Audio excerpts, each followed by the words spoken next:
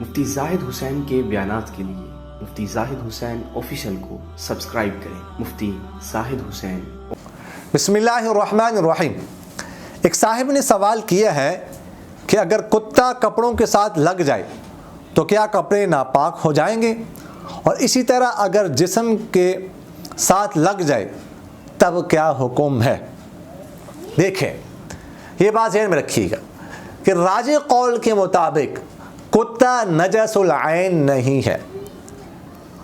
اگر کتا کپڑوں کے ساتھ لگ جائے یا جسم کے ساتھ لگ جائے، ٹھیک ہے، اور جو ہے نا کتے کے جسم پر اس کا لعاب یا پسینہ نہ لگا ہوا ہو تو صورت میں جسم اور کپڑے ناپاک نہیں ہو جاتے، کپڑے پاک ہیں۔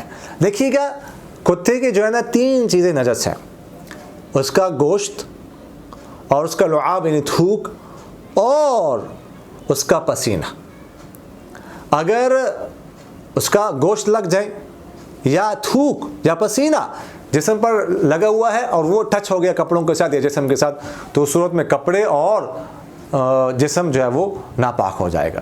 اگر یہ 3 چیزیں نہ ہو، صرف کتے کا جسم ٹچ ہو جائے، چاہے کتے کا جسم گیلا کیوں نہ ہو، مثلا کسی نے پانی ڈالا ہوا ہے یا وہ بارش میں اس کا بدن بھیگ گیا اور وہ کپڑوں کے ساتھ لگ گیا، چاہے انسان کے کپڑے خشک ہو یا گیلے ہوں، دونوں صورتوں میں جو ہے نا وہ کپڑے ناپاک نہیں ہوتے۔